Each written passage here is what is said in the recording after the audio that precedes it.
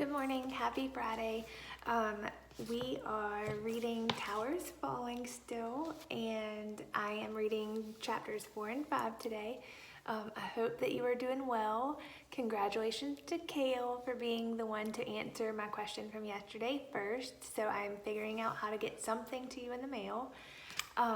My son and dog are a little squirrely today, and so if you see or hear either one of them, I apologize. All right, so this is chapter 4.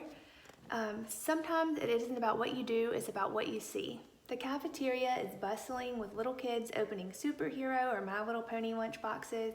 They're sitting at tables, legs swinging off the ground, giggling, unwrapping sandwiches while teachers watch them. Older kids, 4th and 5th graders, are in line as women with hairnets pile their trays with spaghetti, a fruit cup, a cookie. Sabine grabs a carton of milk. Ben's got a paper sack, but he goes through the line and grabs an apple and an orange juice. Then they pay. I spin around, push through the flapping doors, and walk into the hall. It's quiet. Everybody's at lunch, including the teachers. These halls are calm, clean. My stomach rumbles and I sip water from the fountain. I like the hallway walls, painted sky blue and bright yellow. No curse words or graffiti. Most of the walls are blank, but there's a sign for each grade.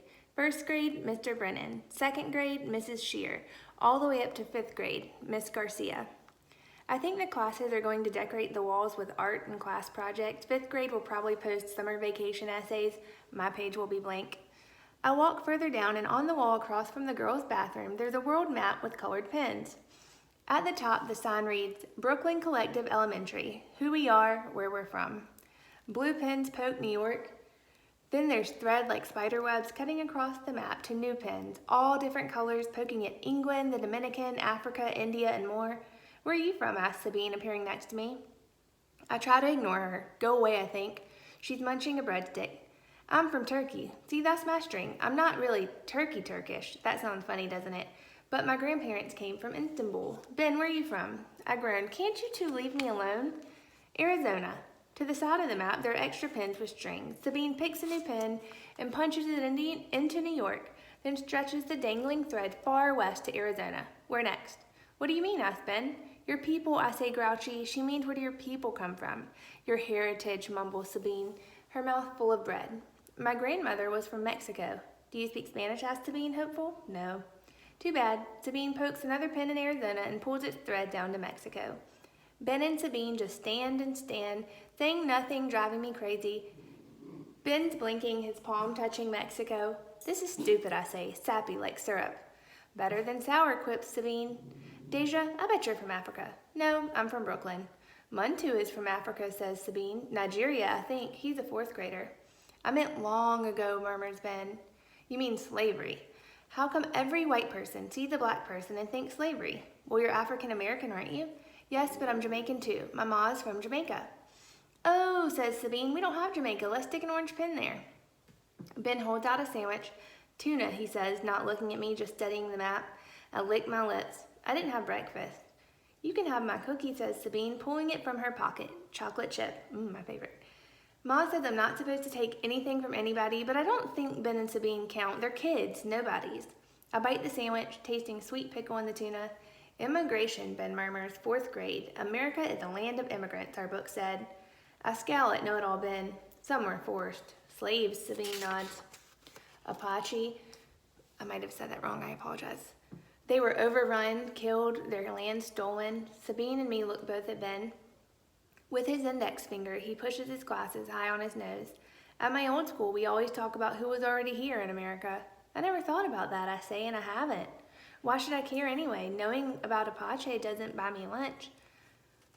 Lenape, says Sabine.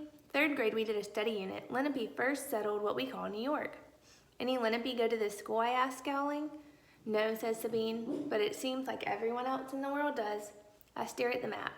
Pakistan, Germany, Japan, the world is so big, kids from all over. I pluck another orange pen, orange for me. I push it into Africa's coast and angle the thread to New York. Thanks for lunch, I say. The bell rings. Come on, says Sabine. Ben walks, his cowboy boots clacking on the linoleum. I trail behind, gobbling the rest of my sandwich. I hate Avalon family residence. I like here, walking these walls, amazed that Ben and Sabine, for no reason, decided to be my friends. Avalon. Avalon Family Residence has daycare. It's supposed to help parents find jobs.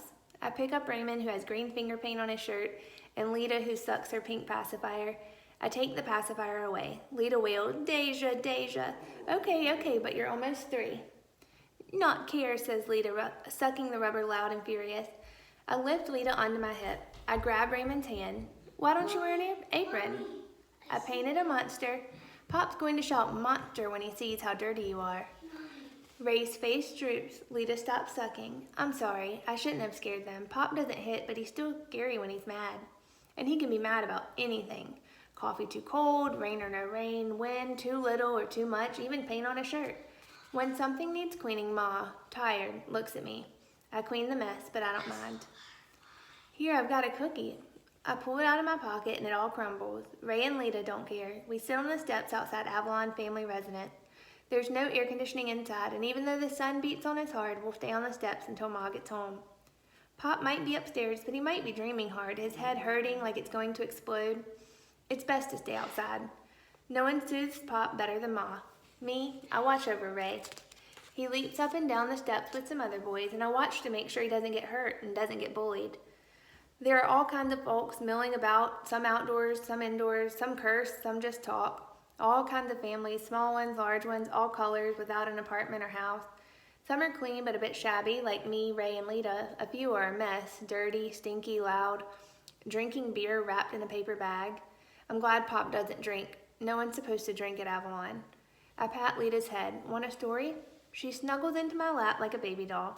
Lenape, I say, long, long time ago, before cars and buses and streetlights and houses, the Lenape lived in New York. They owned the whole place. Can you believe that, Lita? Lita stops sucking and the pacifier rests in her lap. She claps her hands and squeals, and I tickle her belly, then hug her tight and rock. Hey, Ray, I wave. He smiles. I'm happy. Today was a good day. All right, that was chapters 4 and 5. I will read the next couple chapters on Monday. I hope that you have a really good weekend, and I hope that you get out from in front of a screen. Come here, Flynn. Come here. If you heard my dog, I apologize. Come here. Your treat. He is really feeling protective today. I don't know if you can see him. There he is. Say hey, Flanny. Say hey. I hope you have a great weekend, and I cannot wait till we're all back together. Have a great weekend. Bye.